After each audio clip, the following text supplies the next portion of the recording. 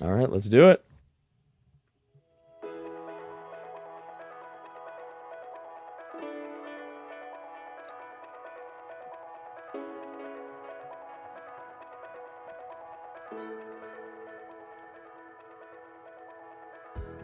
Good evening, everybody. Welcome to another installment of Great Matters Radio. I'm your host, Michael Devine. I am America's counselor. Why America's counselor? Fuck. Have you watched the news? If there's ever a time America needs a political counselor right now, it's now more than ever. I mean, shit, we can't even agree on the truth that we see with our own eyes. I mean, Jesus. Thank God I got my good friend, Bill, the armchair quarterback. They kind of keep me, I think, sane. I mean, even the therapist needs a therapist, right? How you doing, Mikey? I'm doing good, man. You know, I'm really excited, tonight. We have Lev Parnas joining us to the staff. Hey, everyone. Hey, Lev. Shit. I think the area kind of got to him. Damn it. Fuck. We had a whole show planned with Lev. How'd they get to him? I mean, he said, he was kind of scared to come, but I was like, dude, it's Ohio. Good old Lev. It's apparently my mom's basement. What could possibly happen? And then Lev didn't make it. I'm surprised he's a Mets fan, though. No, do you think that, he's scared to, I don't know if he's scared, but let's be honest, though. Like, if the shoe was on the other foot a little bit, and let's say this guy was set to come out against, like, a Clinton member or the Clintons, there'd be some jokes going on. Like, hey, guy, you're gonna be how come there's no Trump? Maybe Trump needs to, like, have, more of a bad reputation as far as, like, he supposedly had mob ties, but you don't hear about anybody getting off by Trump. I don't know. What's up with that? I feel like Trump needs to... I mean, I think if you're a good mafia person, like, you don't know. I mean, there isn't a body count because you don't even know there's a body count. Good call. I mean... So you're saying the Clintons are just sloppy? Now you're just being sloppy, man. Yeah, I mean, how many good mafia families have you seen come out of Arkansas? I was going to say, not many. I don't Now, given if there's some Arkansas crime families out there, like, don't take that as a challenge of that I think you're not... I'm just saying I haven't heard of many crime families that have come out of there, but there is no such thing as organized crime. Okay, that is false propaganda, and that's borderline racism against the Italian people. If you watch any Sopranos or Goodfellas or movies, show like that, they will tell you that they are in the garbage, the waste management, business. So yeah, well, they're union delegates, all of them. So, shit, what are we going to do now? Well, we had Lev. We thought he was coming. I mean, he was here when I left. Do you realize what today is? What is today? Today is... Besides MLK Day. 1 year from today. Yeah. This day yeah. is Inauguration Day. Oh. I want to know right now, as of right now today, who do you think that will be real quick? All right, I'm going to go out on a limb here, okay? Yeah, please. I'm going to go to, I will say I will do this telecast naked this time next year if Donald Trump is not president. I don't like, okay. I don't like him, but I don't see how he's not going to. If you were in Vegas, I'm going to throw a bet and say, I will do this. I will be really surprised. I mean, I don't like him. But hey, if the guy's president, he's president. But I am so sure, just based on what I've seeing from what I saw the Democrats last week, I'll do this telecast naked next year. You guys hold me to it. I have to blur out some parts of me. I mean, I am in charge of the cameras. So you heard it here first. Mike D, America's counselor, will be butt-ass naked if they're inaugurating anyone but Donald Trump next year. And I would just like to point out that I will not be here next year if Mike D is butt-ass naked. You'll be remotely kind of tuning in? I'll just call in that day. You can just use my file photo. I appreciate that, man. Oh, man. So I guess, we had lots of questions, and, we do good research. We said that, a big thing start of the year is that it's cool if we get in arguments, cool if we disagree, but we are not going to make a point unless we have some evidence or we have something that it's based on, not just saying random shit. Because, I mean, if you want that, tune into, I don't know, MSNBC, Fox News, and pretty much any conservative or anyone on the radio. So we're going to do it differently. So I guess we can actually just go over what the hell we found out this week, right? I mean, what do you think? I think is that good? I mean, you think Lev, what do you think? Is good? He's kind of chilling right now. So I think he's cool with that, right? So, gosh. I think we should start off real quick, being Dr. Martin Luther King Jr. Day. I think we should start out with a quote from him. About truth. You're talking about truth. I found a little quote here. If I can, love it, man. So let's lay it down. What is truth? Try to put that on the show, and I think in honor of MLK Day, I think good doctor. What does he say about truth? So here it says, I refuse to accept the view that mankind is so tragically bound to the starless midnight of racism and war that the bright daybreak of peace and brotherhood can never become a reality. I believe that unarmed truth and unconditional love will have the final word. Wow. Yeah. I don't know if I buy that nowadays. I mean, there, but we live in an era now where people use the media, they use human nature, they use it against us to shape the reality that they want us to believe rather than the reality that is. And that's a dangerous thing, to where you have people knowingly and willingly altering and manipulating people's view of reality for their own gain. Well, is the people manipulating the media, or is the media manipulating the people? I think it's symbiotic. I think they will simply give us what it is we watch. And so want. if that's what we watch, yeah. And so I think it's symbiotic. I think because we consume it, they watch it, which if you ever watch this show, I'm the giant advocate for, you really want to get rid of the dishonest media and businesses fucking with everything, well, then just make it to where you don't hear them, you don't see them, you don't watch them, you don't buy their products. It's that simple. I think it was Dan Rather. I think it was. So if I got this wrong, I apologize. Who said the moment the media, the news kind of went downhill and lost pretty much their credibility was the moment that they started worrying about ratings and profits. It used to be the news, the 6 o'clock news, for example, was just a very basic service, kind of like almost like not public access, but just it was, here's the news, here's what it is, here's what's going on. Thank you very much. Yeah. It was like almost like a common courtesy, like just for your information. They said the moment that they started for profit and for ratings, they said you just chip away a little bit, because now, like you said, you're giving the people what they want. Ooh, people love this story about whatever, well, let's do another one. Well, now, and then, not saying they're not telling the truth, but they're going to focus more on the pros versus the cons, or vice versa. Yeah, so what they get you to do, and so before we're going to talk a little bit about Lev Parnas, who the hell the guy is, how he even got into the Trump circle, and then what he specifically talked about, and what I don't think Trump knows him. I saw some of those photos. I don't know. I think not many people know this. I am friends with the Trump family. Did you know that? Oh, no, I did not. And I asked them about that, and they said, who? I'm convinced. If you can't trust the first family of this country, then who can you trust, Mike? Yeah, I know. Yeah, if only that were true, man. So so before we dive in, let's talk about the things that the weapons that the media and politicians are using. So one of the things that we know, this is basic psychology stuff, of the faults or the errors of human judgment. If you don't think we have it, just look to optical illusions. You look at something, it may look like it's moving, it may look like it's a color, but it's simply an optical illusion. Our perception of vision, think about a surround sound. How do you have surround sound when you only got two stereos facing you, two speakers? Well, they can create audio effects to trick your brain to thinking that you have speakers behind you. The same thing works with our memory and our perception or construction of reality. So the errors that we fall into that we have to really particularly look out for in politics. Number one is what we call the confirmation bias. Confirmation bias is basically when what happens is, like, you have a belief, okay? And now let's say you don't want to not believe that belief. It literally creates what we call dissonance or you've mentioned anxiety. That before. There's an anxiety that gets created when you have an internalized view of reality, but the environment's telling you something different, right? Yeah. And so we don't like dissonance. We don't like anxiety. So a lot of times what happens when we don't necessarily want to believe something, we'll fall for what we call the confirmation bias, where there could be 99% of the information will clearly point to maybe your belief is wrong, but they won't pay attention. Literally, the brain almost won't perceive it when they don't want to believe it, almost subconsciously. And so they won't pay attention to any of the 99% of the data that clearly says their belief is wrong. They'll only pay attention to the 1%. So they'll make all of their argument on the 1% of the evidence, but to them it's 100%. Like maybe there's something like evolution, for example, and that always seems to be the hot button issue. It could be anything, like that. But just for example, yeah.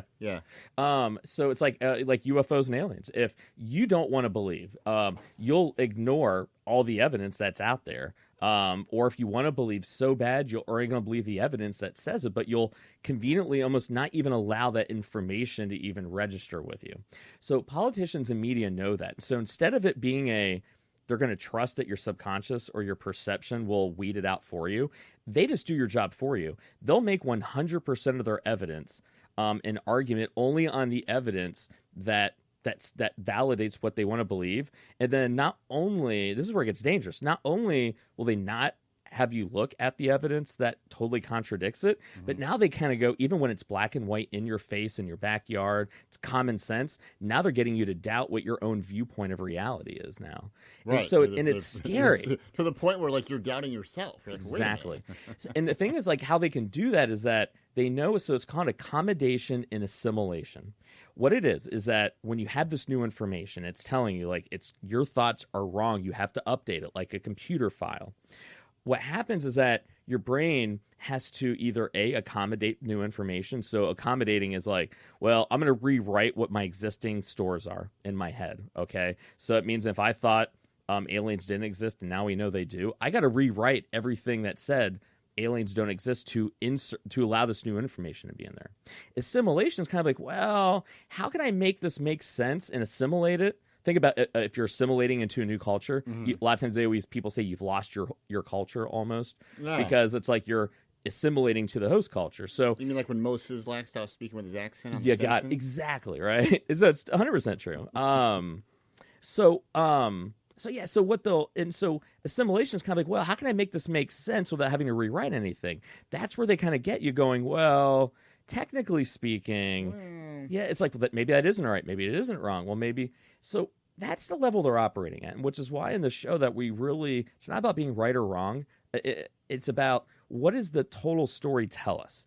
And if you approach something about, I don't care if it's right or wrong, it's about what does the data tell us? And let's make our opinions based upon what the data is telling us.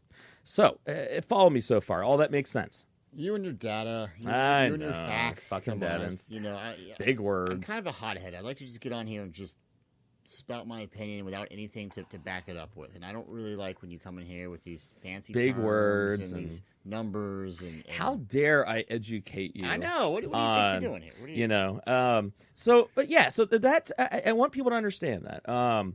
So as we're diving into this stuff, I want everyone to keep an open mind.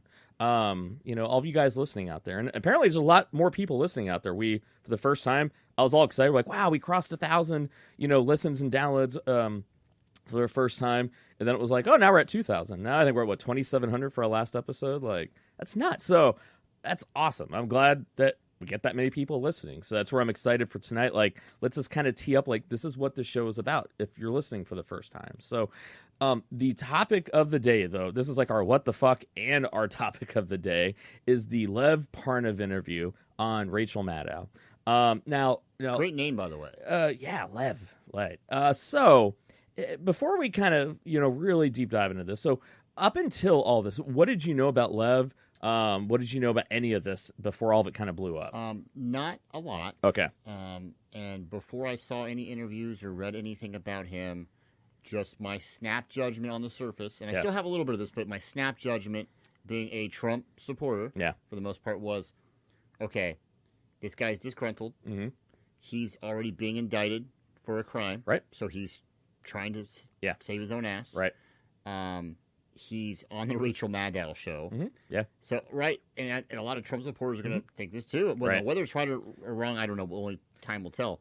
But I would write it. So right off the bat, I'm like, Okay. So now that just right there, not to be Okay, boomer. but that is what we call priming. Right. Priming is like I already am primed for what I think about somebody, and then my perception and how I interpret what they say is going to be put through that. Oh, absolutely. So if you're a Democrat, you're looking at here's a smoking gun. I knew Here's the the fucker. smoking- Yeah. Gotcha. If you're on the Trump side, it's like this motherfucker is saving his own ass. Like Yeah. he's already Yeah. like about to go to jail for corruption. In my defense, I kind of think that about anybody in his position because, again, my first thought is, oh, really? When's your book coming out? Yeah. Right, because everyone's got a book coming out, right? Yeah. That's right. And I don't know that he is or isn't. I mean, maybe someday. I would if I were him. Why not? But I'm like, oh, when does the book tour begin, you know? So yeah, so let's who do you think? What do you know about him and who he is? What do you? I mean, like, Well, he was an associate of Giuliani. Yeah. Right. Yeah. And he, according to, I think according to him or according to the lawyers, he was authorized to speak to the Ukraine, the Ukrainian officials directly on behalf, supposedly, of President Trump. Yep. Again, now there's obviously then Trump's going, who? Yeah. So this dude's like so this dude's kind of interesting, right? Yeah. So he was born in Ukraine, but parents moved here when he was like 3 years old. So that's why his English is so good. Mm-hmm. He's pretty much spent the majority of his life pretty much in the United States. When they've tried to get like a lot of deep information as far as like from childhood to like maybe the 90s, there isn't a ton of information out there. I'm sure more basically will kind of come out. I know he basically, it sounds like he had a lot of like shady businesses, where.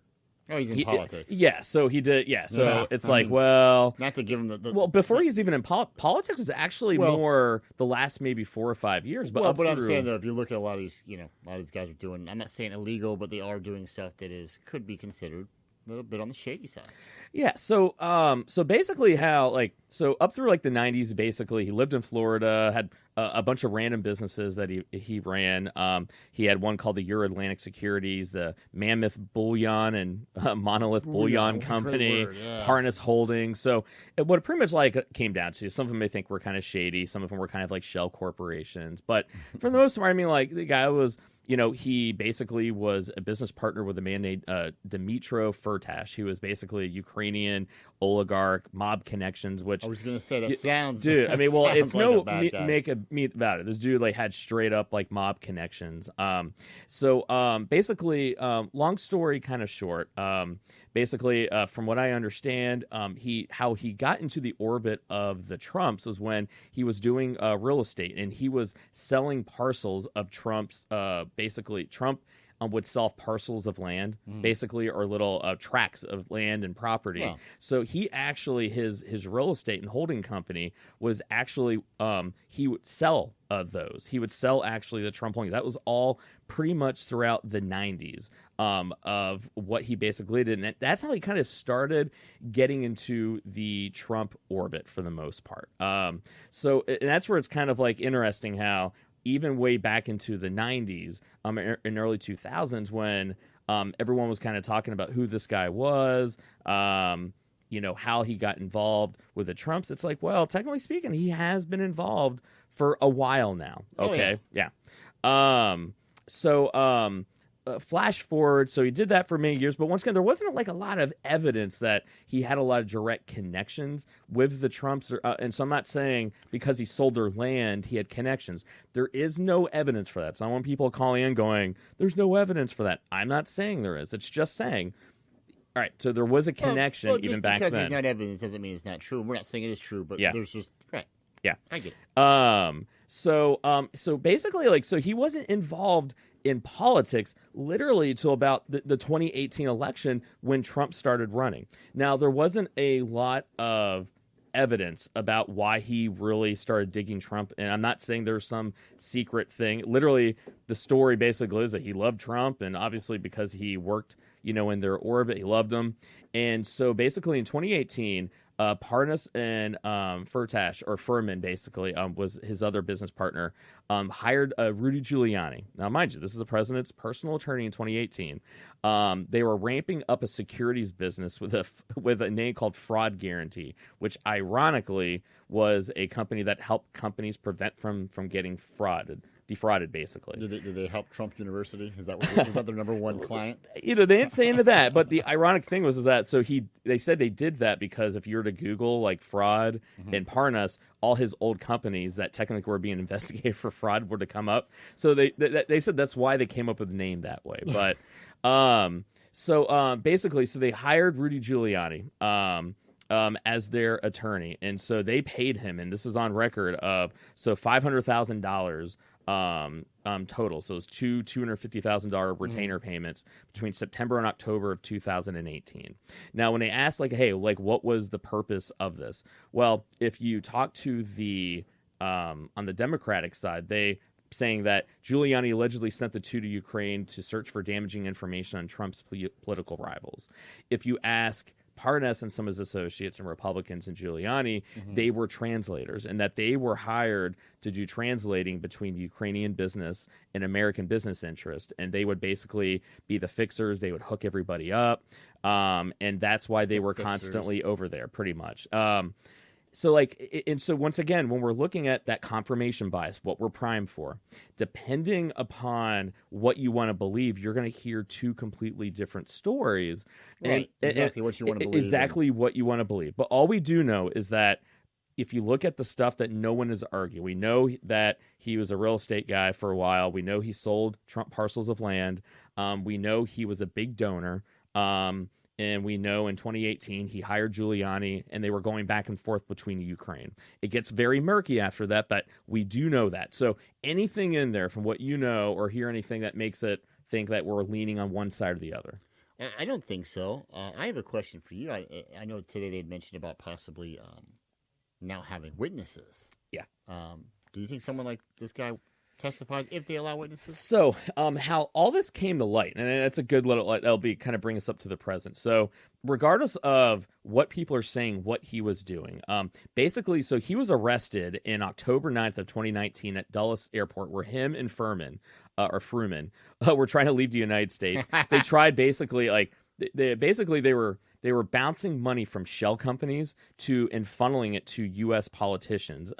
That is true. That's what he was arrested for. Politics are about, right? Yeah, right. No surprise. But that's a big no-no because you can't have foreign donations. So they were setting up shell corporations that kind of washed the money to make it look like American money, and it went through the NRA, it went through Republican congressmen, it went through a Trump. They literally had a Trump super PAC. So no, once again, super PAC not connected with an admit. No one said they gave money directly to Trump, but we do know he gave money to congressmen, and we do know it's money laundering. Yeah, I mean, that's how it works. So so that's what he's in trouble for.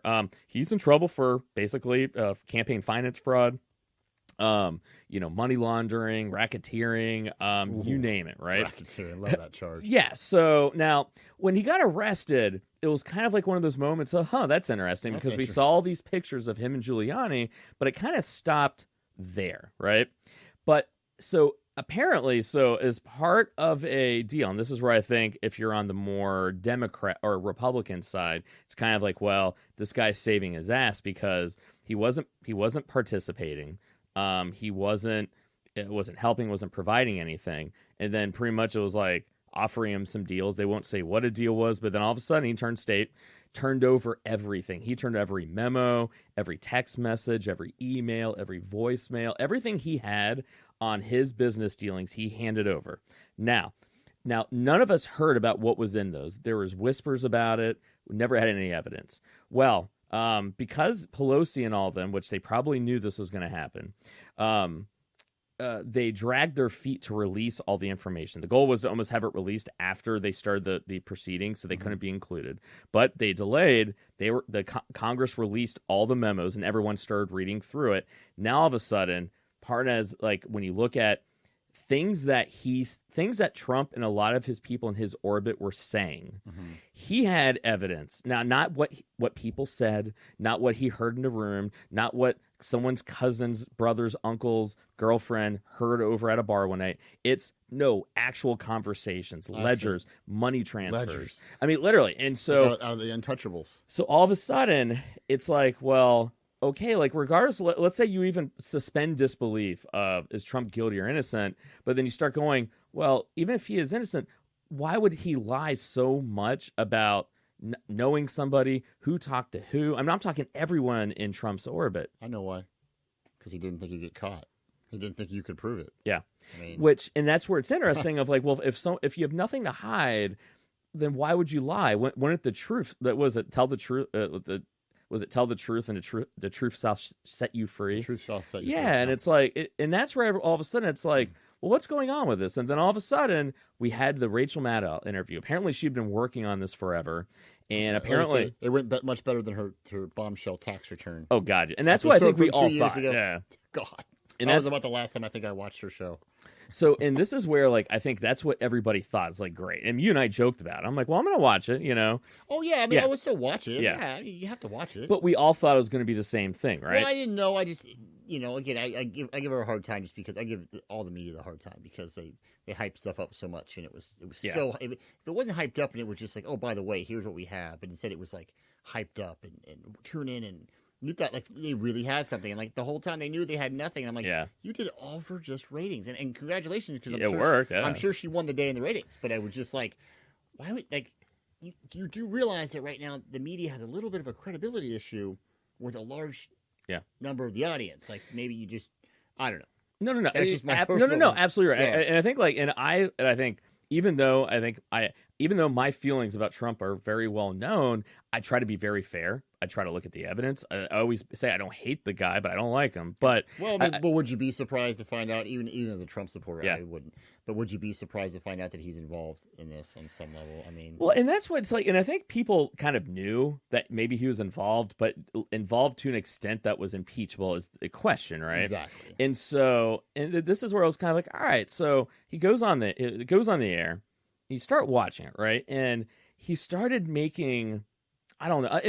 Let me tell you, like, what was your, just before we get into like what he said that was most salient?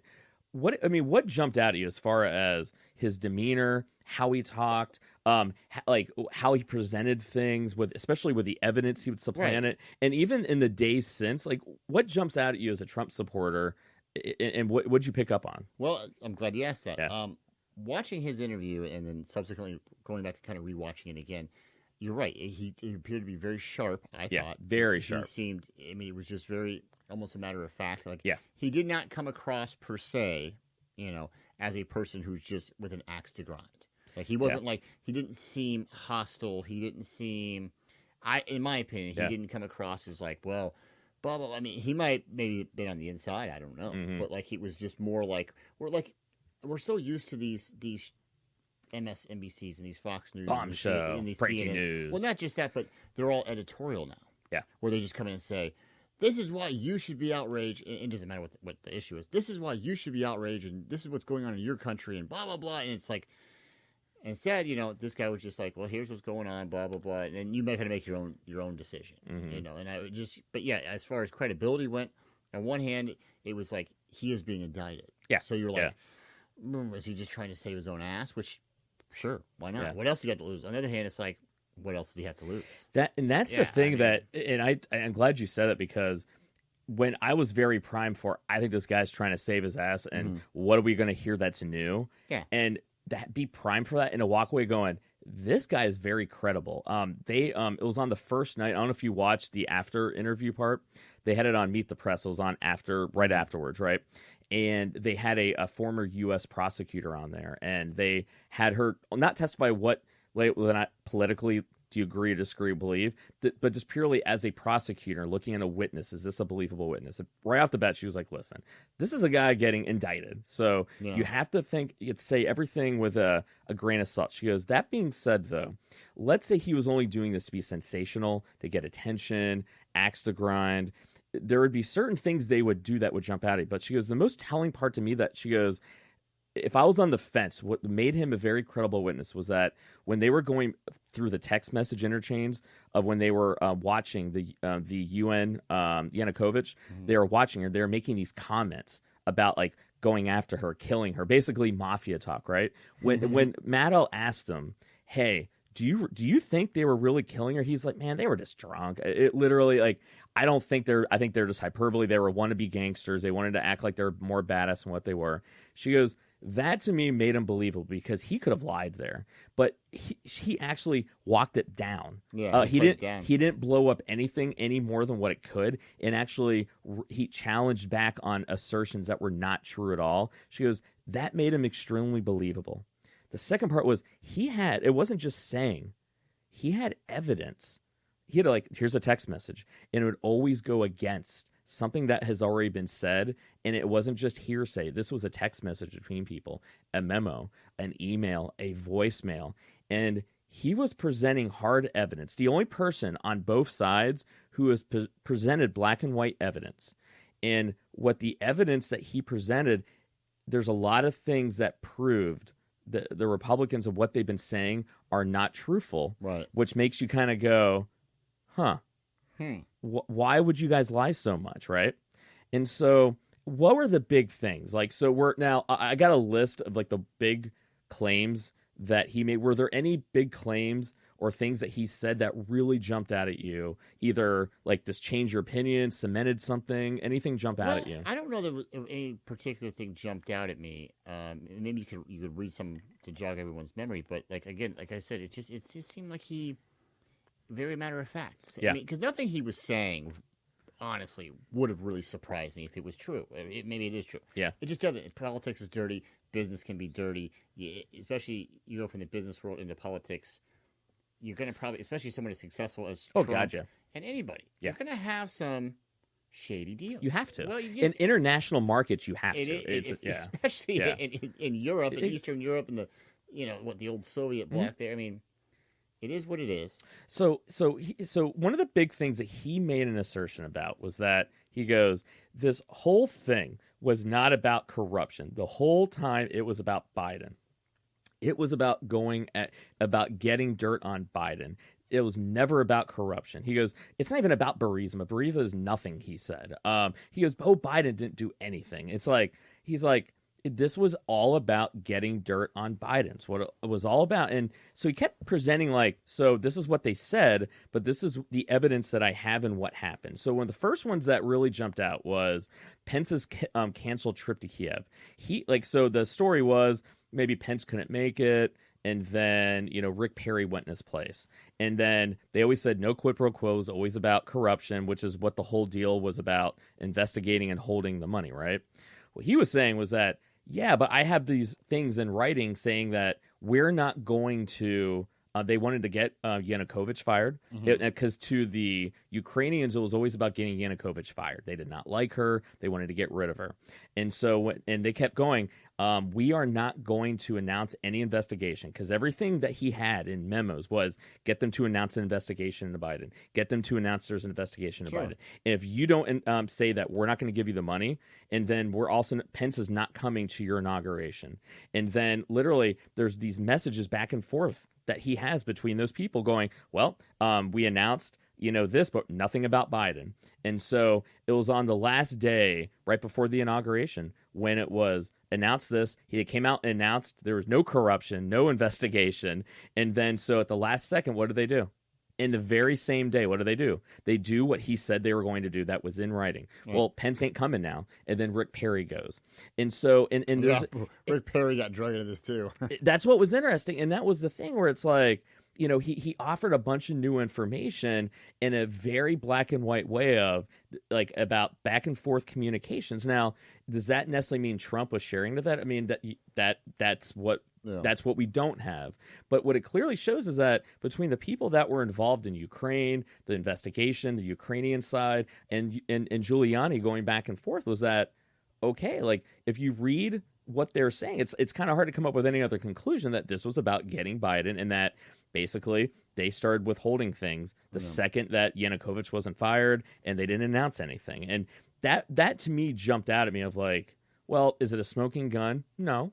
But but it was really interesting.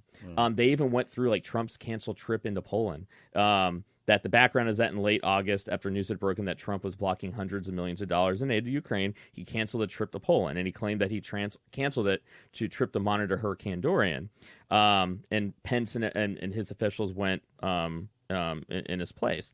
Parnas is now claiming that they used a hurricane as an excuse to cancel the trip, and the real reason he was angry that Zelensky, the president-elect of Ukraine, wouldn't announce the investigation into the Bidens. And so now, once again, that one he didn't have a lot of hard evidence for. It was more the circumstantial evidence. He brought up this whole deal with Ukrainian oligarch Dmitry Firtash. For months now, there's a murky question that's been basically about this whole, because his name's been like thrown everywhere, but no one knows who he really is. He was indicted by the U.S. in 2014, and he's actually stuck in Austria, like because I guess they don't have an extradition agreement. So, as part of Giuliani's search for Biden, so a Ukrainian client, Firtash representatives of May and June of last year, he basically met with him in Austria, and that. Basically, the long story short is that him, Joseph DiGenovia, who is one of Trump's lawyers, he's a guy that's on Fox, one of the biggest firebrands, that Victoria Toensing and Joseph DeNova landed a contract with Parnas and Giuliani, paid them about $1 million for 4 months worth of work. And that's all in writing. They deny that they've ever worked with him. Now, here he has $1 million transferred to them. These same people that are on Fox News saying all this is bullshit, now they have $1 million that are now shown that they received from this group to do research for them in the Ukraine. Well, they're just very, very grateful people. They're just, very generous. That's all. Now he Nothing to see here. And what's interesting is that when you see all those handwritten notes, I guess they had a lot of meetings at the Ritz-Carlton, and there's a ton of handwritten notes that are basically laying out like Basically, the notes freely basically show Biden getting investigated for Firtash's legal situation. And we still don't know the full story of what went on, but it's like, once again, it's like all these people saying we didn't do anything, we've never done anything like this, we don't know this guy. I don't know what he's saying is that all of a sudden, no, you've been paid lots of money by this guy. Actually. And it's like, it's hard evidence. You can't deny it. Once again, does that say smoking gun? No. Right. Is it enough? But it starts pointing out like all these people that are saying one thing. Now there's evidence to go, Now, the biggest ones that he said are the ones where maybe there's not a lot of 100,000% evidence. It's more circumstantial, but looking at the evidence going, it both can seem plausible. But where he really blew a lot of things up was going, Mike Pence and William Barr were actually part of the scheme. But he didn't offer a ton of specifics. He was talking about like why he's doing all this. And one of the things he said, he goes, you know what scares me more than anything than getting killed is the Department of Justice. Being in a room somewhere locked away in a room, having no rights because I'm a foreign person, that's what scares him more than anything. And he goes, William Barr scares me more than anything. He goes, Donald Trump is one of the most powerful he's ever been when he hired on William Barr. And he basically implicated William Barr was every bit as part of this. Oh, yeah, there's already calls for him to be recused. Exactly. Now, he has – this is the most – I don't know how much you remember about what he was talking about William Barr. He was very believable when he said it, but that was the one part of everything where he didn't have a lot of evidence. It was circumstantial. It was like, okay, you could see what he's saying, but there was not that direct smoking gun. There was still some degrees of separation. But what he was saying is that everybody was in the loop. Everybody was in the loop. Barr knew about it. Trump knew about it. And that was the biggest bombshell about all of this. And you get a sense of this guy. He even said the only reason I'm coming out now is because all this other written evidence has basically come out. And now that I know this evidence is out, I feel as though for me to stay alive, for me to come out and put out most of the truth is going to keep me more safe than anything. And so he does generally seem scared. He multiple times he talked about how they asked him basically to take one for the team, right, and he's like, one. No, and it basically no. And I told you, it's like a scene out of Goodfellas. Like, listen, you do your time in prison. Yeah. You never rat. What does he say? Never rat on your friends. Mm-hmm. It's like now, granted, they're not in the mob, but I mean, they have as much power or more power than the mob, and It's very true. I'm not saying he's going to get off, but I do think him being as public as he is, and maybe coming forward now, you know, you don't want to be a Jeffrey Epstein and say what you want about that, but you know, Epstein still had a lot of things he could have said. Yep. And had Epstein been right up front and said this, that, and the other, and maybe he was going to someday, I don't know. Yeah.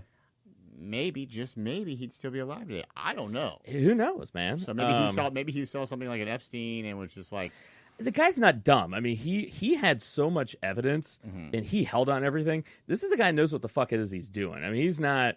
He ain't a rookie. I mean, this ain't his first rodeo. So he was prepared for this day. Now, the last big part, and this was like almost like, and once again, this is what made him almost a little bit believable because he's like, you can tell the guy digs America, but you know, it's just like a lot of people. I mean, we take advantage of it. And one of the things he was saying was that what's scary, he goes, is that, you know, you have people, and he talked about Devin Nunes. He was the guy. He's a Republican guy. He's a big Trump guy. Nunes business. Nunes.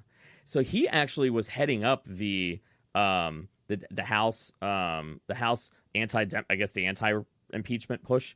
I mean, he presided on the intelligence committees. So this guy, and he goes, what was scary was that Devin Nunes was out there on live television, acting incredulous, yelling, pointing a finger, accusing and throwing the Democrats underneath the bus, saying all these awful things. And the ironic thing is this guy is actually guilty of the things that he was actually pinning on other people. Well, yeah. And he was so good. Wait a minute, where have I seen that before? Oh, dude, it's the fake outrage, dude. It's like... No, everyone always says it about Trump, whatever someone accuses Trump of. Oh, that's a narcissist. Yeah. Narcissism, I mean, even Roy Cohn, his mentor, it's like whenever you're accused of something, not only never admit to it, even if you're guilty, accuse them of it. So that's his, right? So now I've used that my entire life. Oh, yeah. Especially against you, whenever you say something to me, I'm like, actually, you're the one that Wait a minute. is this, that, and the other. To the point where you start doubting yourself. I know. It's brilliant, actually. I do admire it. You're like, wait, am I a commie pinko bastard? Maybe I am. So this is where it gets interesting, though, man. So now what was interesting is that normally you'd think, oh, the best part of the interview, or the best part of this, or most powerful is going to be the interview itself. No, the shit that happened the days after the interview were the things were the beauty of it, right? So the way he worded stuff, and he even the day afterwards, and this also got my attention, he openly challenged Trump. He goes, I challenge you after everything I've said to say you don't know me. I'll tell you what, every time you tweet you don't know me, I'm going to release a trove. I have thousands of photos of us together. Every time you tweet something, I'm releasing more photos to show you're wrong. He goaded him, right? And he's done that with every person he has pointed the finger at. He worded things in a way to where he knew what their response was going to be. And then the very next day, when he waited for what their response was going to be, almost instantaneously, he would release more evidence to directly contradict what they just said. Devin Nunes, I don't know this guy. Never even seen him, never worked with him. Guess what? He released text messages today that show him talking with him about coordinating the Ukrainian. Well, and if it turns out to be true and authentic, which it very well might be, it's going to be pretty damning. Yeah. But where the Democrats, especially, and those that want to see Trump impeached, just need to be a little careful. Is just don't put all your eggs in this basket. Don't believe it. Don't because the more hype it is, the bigger they are, the harder they fall. Yeah. And the more hype there is, and the more this is it, like you said, smoking gun. And if it ends up to not be it, what are pro-Trump people going to say? Well, just another fake news. Here's more fake evidence. See, it keeps coming on. And then when there is evidence a month from now, people are going to say, oh, I'm not going to believe it because the last 4 things have been BS. So it's interesting. My dad, we've been talking all week about why Pelosi and all them waited so long, and with all the stuff coming out. You know why they were waiting. They knew all this was going to release because the Republicans don't want new witnesses, right? Lev Parnas, the reason why all this got released was because they agreed to allow not him to testify, but these materials they released to be part of the Senate investigation. But the Senate does not want any new witnesses. They don't want any witnesses, right? They don't want any. They want none, right? They were talking about today. They were now considering it, which as an American, as a citizen who just wants the I was truth. going to ask you this, Yeah, as a citizen just wants the truth, regardless. Like, I mean, yeah, I'd be okay with witnesses. Now, let me ask you, did you have a different opinion before all this came out about the witnesses, the Senate trial, whether or not there is anything there? Did it change any of your viewpoints at all? Shift it in any way, shape, or form? Well, I think it's too early to tell. Yeah. Again, I'd like to see it play out. Yeah. More, just kind of, again, just let everyone wants to jump to a conclusion. Yeah. This, that, and that. I'm just like, let's just let it play out. Yeah. Let's just see what comes out. Let's see all the evidence. Let's try to reserve judgment as best we can. I know it's not easy, but I don't know that it's changed it yet. I do think that the whole Senate trial, in general speaking, is just going to be... It's going to be a shit show. Well, it's going to be a shit show, and people are just so dug in along party lines, And remember that accommodation and assimilate, and that's where people are so into it. I mean, literally, a good example of it when I posted some questions on our Facebook page and our Twitter about, hey, with this new stuff, what do you think? One person literally was like, it's photoshopped. Exactly. And I go, man, I hear what you're saying, right? I go, maybe it is. I don't know. But but if it were photoshopped, I go, don't you think that would be the first thing that they would say? With the government has technology to prove if a photo is fake. That's why the CIA can tell. Don't you think the very next day they would have shown all of them to be fake? No. Not only do they not do that, their defense was, well, I take lots of photos with people. How much do I know them, right? Eric Trump Jr. Or Donald Trump Jr. came out today and said, I know him, but I actually thought he was Israeli. I didn't even know he was Ukrainian. So the thing is, what's interesting when you talk about a supporter and when they have that dissonance of what they're going to believe, this particular supporter literally went with a belief that literally went against even what Trump and all his people said. Right. And it's like, what does that tell you about this country? And on each side, even when your own people are like the people you support are telling you something different, they almost can't even like acknowledge. Oh, it's no. This is some plan. And where I ended it with him, I go, "Sorry, you're married, right? Your wife your wife sees a picture of some girl naked on you, right, and is accusing you of cheating, right? You know it's fake. Do you say it's fake and prove to her that it's fake, or B, do you say it's real and say, you know what? I took a lot of pictures of lots of girls on New Year's, and they were just more models. I don't remember who they were." Well, of course, he didn't respond because it doesn't make any sense. Let me play. I always have to do the conspiracy theory. Yeah, because I love conspiracies. Mm-hmm. Yeah. What if hypothetically? And I don't think this is the truth. Or right. This is happening. But let's just say, for example, what if? Let's just say this stuff is fake, or it's highly embellished, or the photos are photoshopped, or something. Yeah. And Trump's team knows this, and they're waiting. They're waiting. They're like, you know what? Let's let everyone on the other side, all the pro impeachment people, let's let them get hyped up because we know this is going to blow up in their face. Like, that's right, keep going. When you get someone going and you know the answer to something, and they're like, no way, no, and you're like, oh really? Well, I'll bet you $20. Good, really? I'll bet you. How about $50? Great. And then all of a sudden, then you pull, whatever it is. Yeah. Oh man, you get them going. It's kind of like when you gamble. You don't. What if, hypothetically, Trump's team know that this guy's story is going to fall apart for whatever reason, and they want it to simmer. They want it to maybe grow a little bit, and they want it to become this big thing, kind of like the Trump tax returns. Mm-hmm. And then right at the right time, when they're like, here comes and then they pop it, the bubble, and go, boop, and it goes, and everyone goes, oh, I don't know. I'm not saying that's what's happening. Yeah. But... yeah, I mean, I guess Trump's a lot smarter than people think. I give him credit for.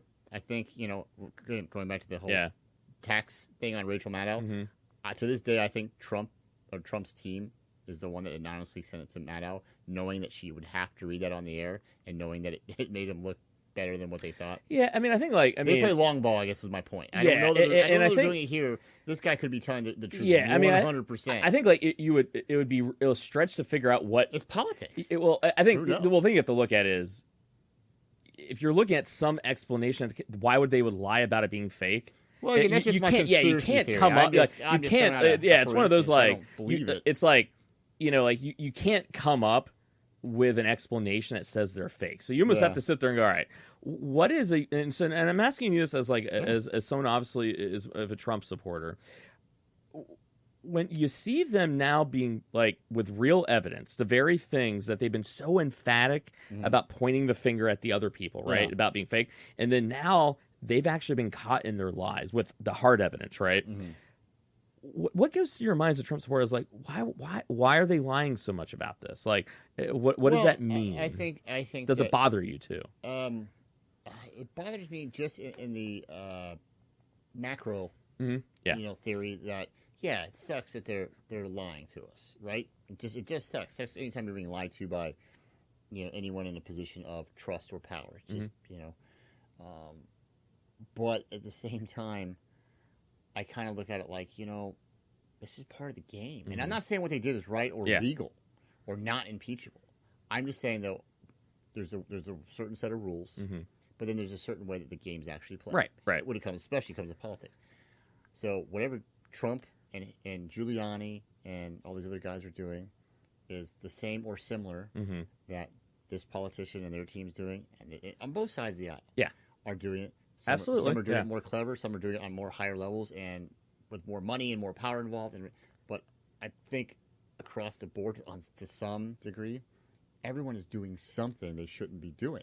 Yeah. So if we're going to go after Trump for something, and again, I look at it and I step away from it, the average person is going to go, the average person that doesn't care about Trump either way, most of them are going to go, who cares? It's about, an investigation. Because I look at an investigation against Biden.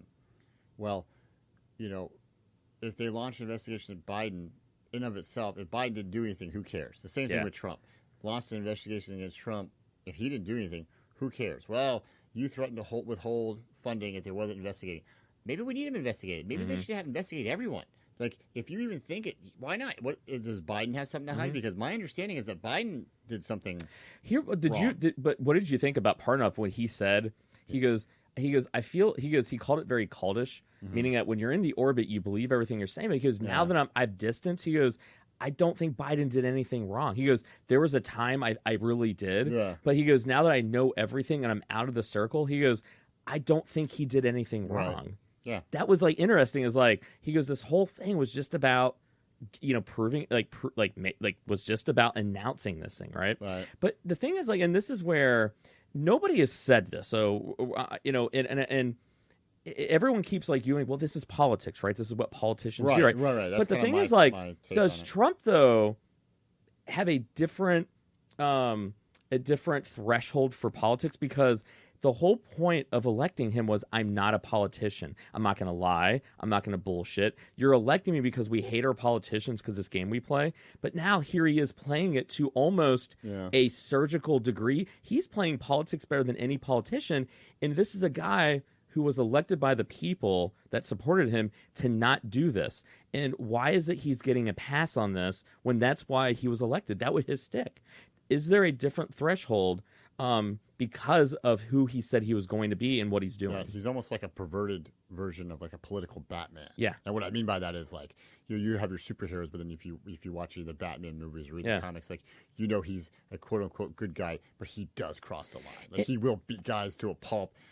Certain Batmans, he may even kill them when it's like a big no. I'm not saying Trump's Batman, but I mean, so let's say that all politicians, Republican and Democrats, are the bad guys. Yeah. And then Trump is like Batman. That's why people elect him, because he's drained the swamp. You keep hearing that over and over. And he's willing to go do this against this because that politician is a dirty and he's guy. actually playing the swamp better than the people who occupied the swamp. Then all of a sudden you become almost like what you hate or what you say you hate. Does that bother you at all? I don't want to lead you on. Does that bother you at all that you elected a guy because he wasn't going to be a politician, and here he is playing a game better than any politician?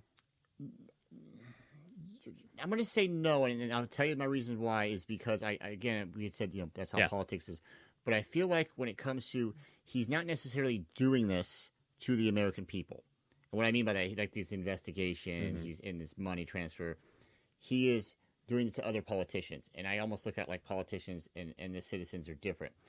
If he was also doing this to a Republican rival, let's say someone else was trying to run against him or something like that, I would like to think that I would equally, and I'm not a Republican, I would equally be like, well, if you're not doing anything wrong I'm not saying it's right what he did, but as far as caring and being like, am I concerned or disappointed?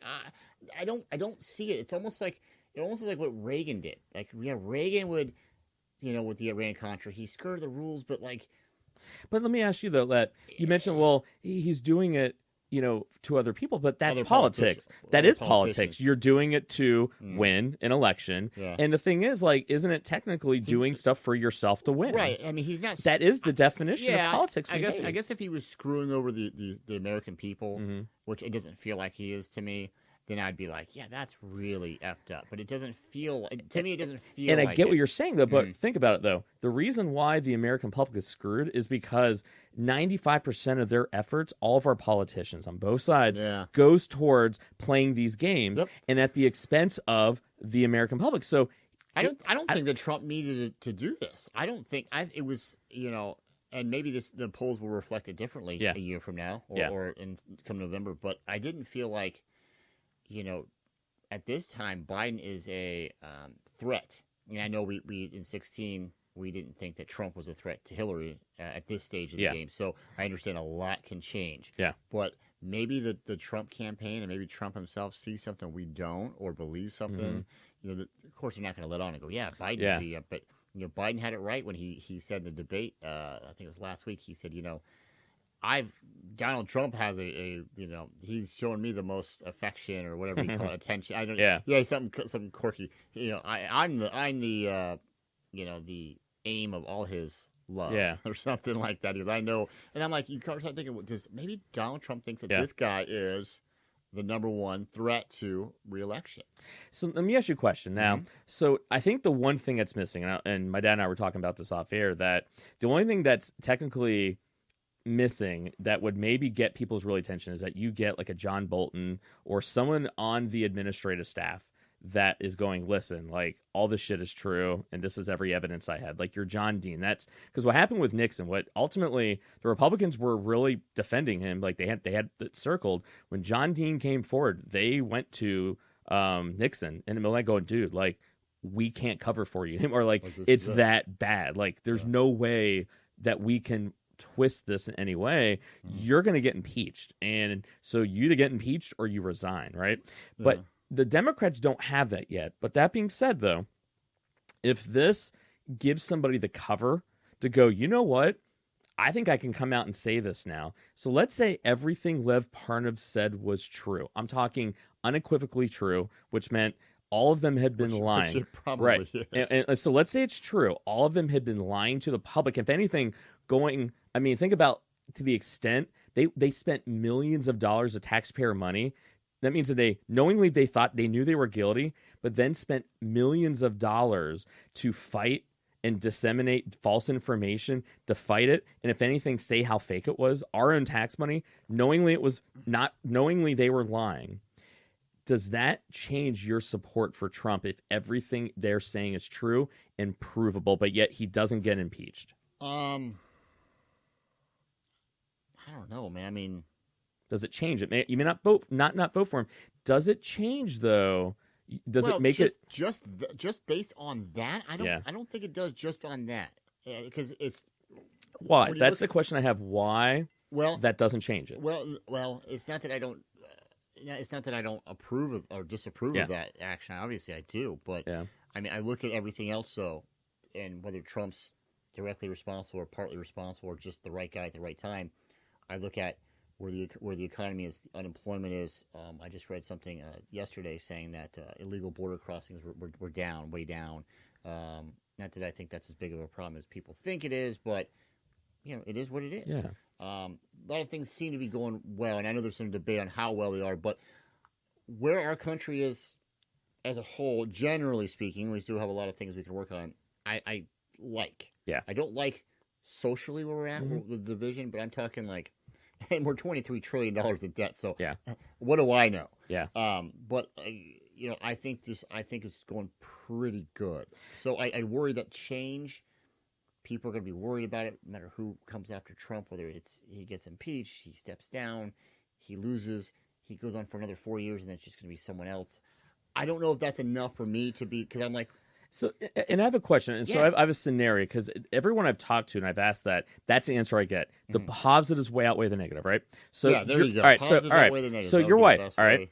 way. So here's a scenario: amazing mom, makes good money, great homing, like helps support the family and everything, right? I'm talking everything is great. I mean, only thing, she kind of cheats on you. Wait, she kind of does, or she does? Oh, she does. She straight up cheats on you. Says that she isn't, but then you catch her, she does it. Keeps kind of doing it, right?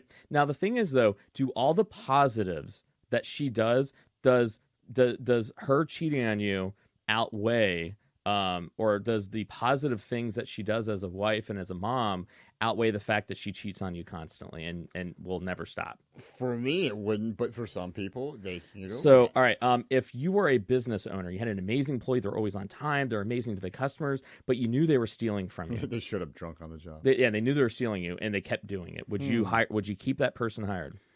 That depends. I own the business. Yeah.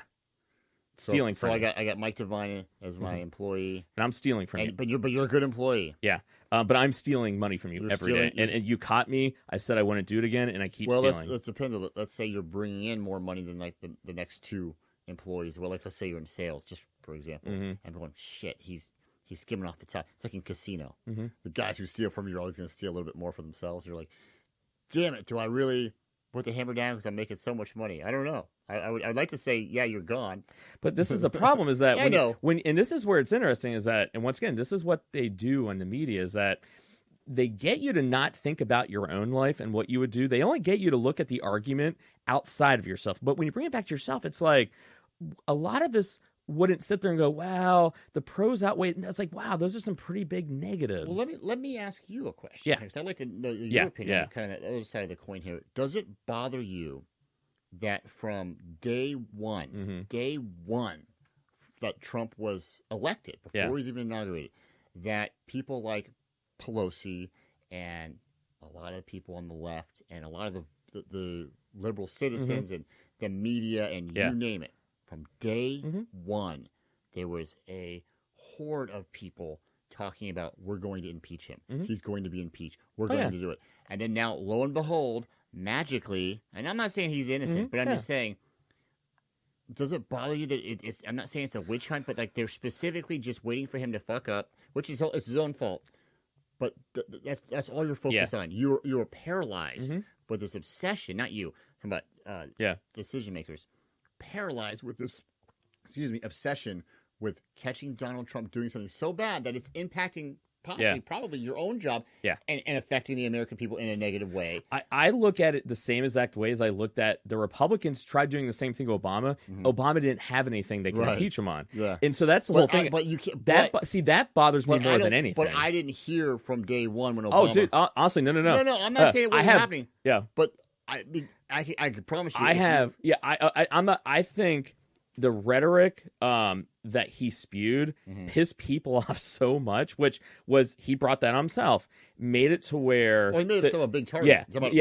Giant target. So he brought it on a lot of himself, right? But yes, does it bothered, like, so them saying that right from the get-go bothers me as much as the way from the day Obama was elected, they tried impeaching him. They just didn't have anything on him to impeach him. This is the guy that from the day one saying he's not a legitimate president, he's not a citizen, every step of the way they tried finding the rules that every Republican was complaining about in the House with what Democrats did. The only reason the Democrats were able to do that was because Republicans, when they were in power during the Obama presidency, changed the rules. So if they impeached Obama, they changed the rules to do that. And so they changed the rules. They couldn't impeach him. And then when Democrats used the rules that Republicans made against them, they were pissed. It bothers me that both sides are using impeachment as a political tool, and it is going to be never ending from now on. Never ending. It's never ending, right? That's what bothers me. That bothers me more than anything, and it goes on both sides. It's how toxic our political system is.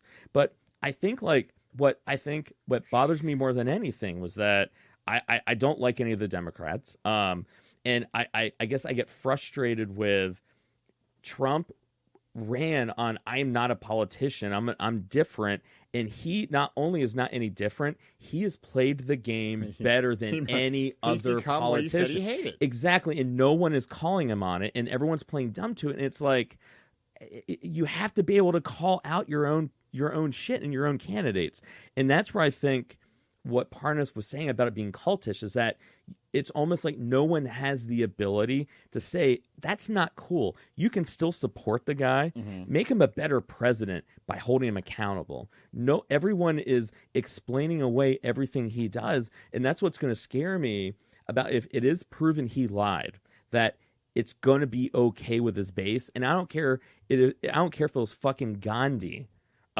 It's not okay to not only lie, but waste millions of dollars and purposely, knowingly, you're doing it just for optics because you know you're guilty. Yep. But yet to me, that's egregious. Like, and that should bother people more, and it doesn't. And I don't understand why it doesn't.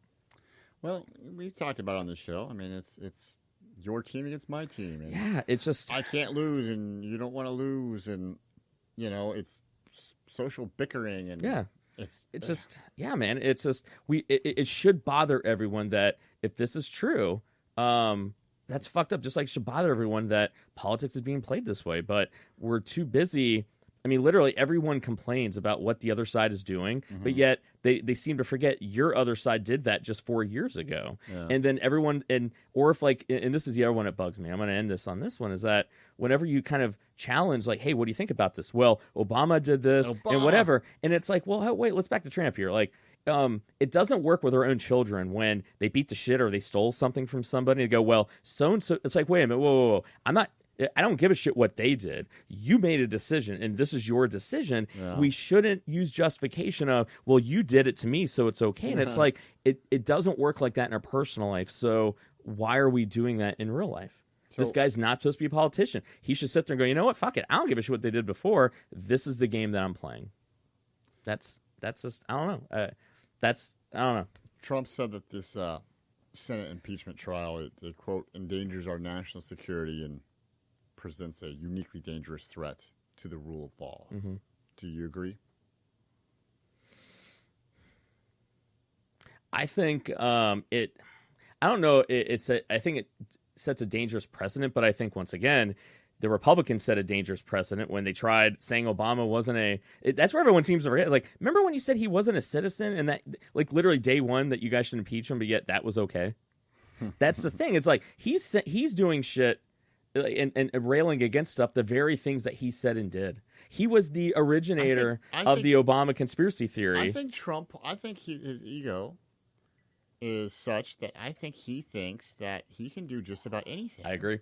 Yeah. That he's like, because he's mentioned or made mention of it where, if he's impeached or thrown out of office, like Civil War or, I mean, hasn't he made some mention of that? He's made comments that there will be one, yeah. And so if he is impeached and thrown out, I mean, he's been impeached, but I mean, let's say he's found guilty or whatever they do in the Senate trial. But doesn't that bother you? Doesn't it like that? What do you think happens? Does Trump leave office peacefully? But think about what you're saying. Like, you're talking about what's dangerous. Yeah, that's dangerous. And like, doesn't that bother you? Why does that not bother you that you're readily admitting the person you support as president literally because his ego and his own narcissism might get in the way of him peacefully walking away and could legitimate? And you're saying just for the record, I don't think it'll happen. I could see, but you're saying though you see with his personality that could happen, and I guess why does that not bother you more that his ego is so compromising of his what he can do or should do that he legitimately might start a revolution out of his own ego? No. Isn't that disqualifying for a president? His temperament, regardless of what he does, it could. I mean, and I guess why does that not make people kind of go? And I mean, not even not vote for him, but at least go, dude. Like, you got to fucking slow your roll, man. Well, you also have to look at it too that the alternative, Trump goes away, you got Pence. Okay, he's got nothing against Pence. It's just he doesn't have the same pizzazz. I would rather have Pence. But Pence also wouldn't get elected versus probably anybody else on the left. Would you agree with that? I mean, in a straight up election. Totally. If Trump walked away tomorrow and was like, you know what, I'm done, and Pence is said I'm gonna run in 2020. Yeah. I don't think that Pence gets the job done against whoever it is. And I think, and this is once again, like, and I appreciate your honesty. I guess one of the things I hear, though, Bill, is that it's like there's a justification in our automatic thinking ahead of how much do I really know about these other Democratic candidates, about their judgment? Because I don't think anyone knows enough yet, right? But it's the automatic belief of their decision making and compromisability is going to be worse than what a known entity over here. And the thing is, how much do we really know that?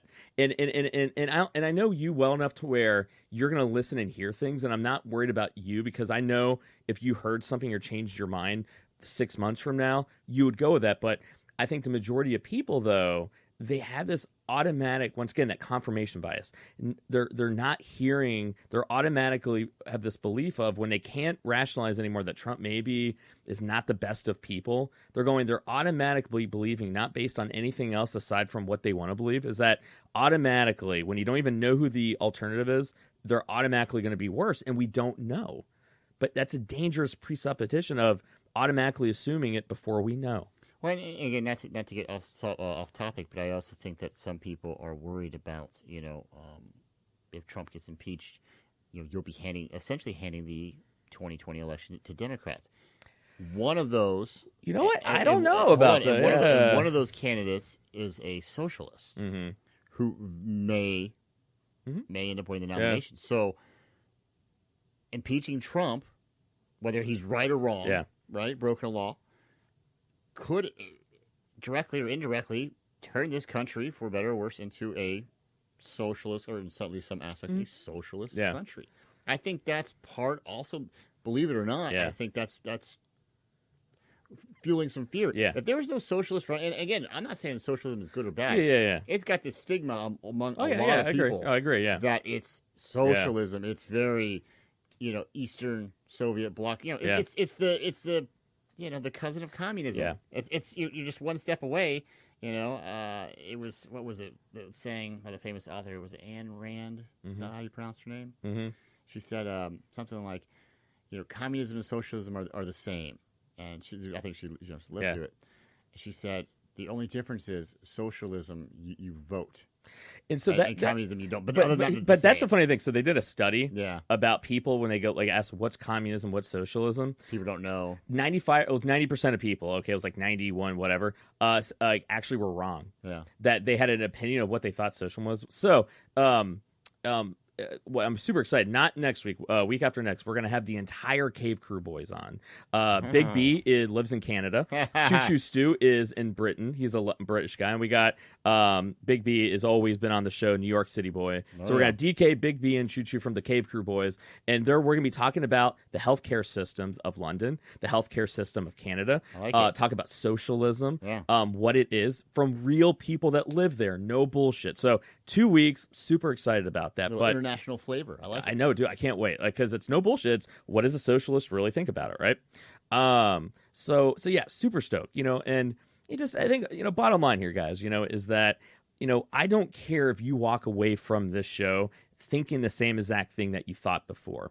That wasn't the point. The point is that I want people, if you have a belief about Trump and what he stands for, what he's doing, whatever, I just want it to be based on evidence. I don't care if we disagree. What I do care about is we base our opinions based on real fact, real analysis, real information. We're not just taking people's words from it. We can rail against the fake news media all we want, but the only reason they have power is because we don't want to think. We're lazy. We want them to think for us and tell us what we should think, what evidence we should look at.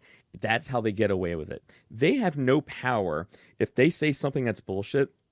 And because we have this lump 3 feet above our ass called a brain that goes, I know you're saying that makes no sense. And because we know it makes no sense because we've actually we've done research, we've picked up on it, then they don't have power anymore. And you have to look at the evidence. The evidence is not pointing 100% another way, but what we do know is that the story that's being told to us on the Trump side, the evidence out there suggesting it's not 100% the truth, and they've gone out of their way to say the otherwise, and we have to ask ourselves, why are they lying so much? That doesn't necessarily mean they're guilty of anything that's impeachable, but we all have to ask ourselves, if this is our own family, if our own spouses or our own children, our own employees were only telling the truth to the evidence that we had, and then all of a sudden we get new evidence, and that evidence clearly shows they were lying, every single one of us would take a step back going, why are you lying to me? And why would you have to lie if what you're saying is the truth? And every one of you guys need to think about that this week of what all that means. All right. So on that note, man, I think we did our job. Lev, you lost a lot of weight. I feel kind of bad. I mean, should we call a doctor? I mean, I know my wife's a nurse, and I don't know if that's normal, dude.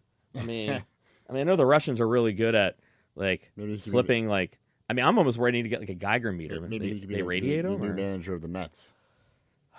Dude, Did you put your resume in? Dude, talk about radioactive. We'll talk about that on the Armchair Quarterback, I think. What do you think? Right here on the 614 Right here on the network. 614 radio. So, Bill, Armchair Quarterback, thanks for being part of it as always. Mike D, thanks for having me on as always. All right, I'm Michael Devine. This is Gray Matters Radio. I'm your host, Michael Devine, America's Counselor, only on the 614 Radio Network.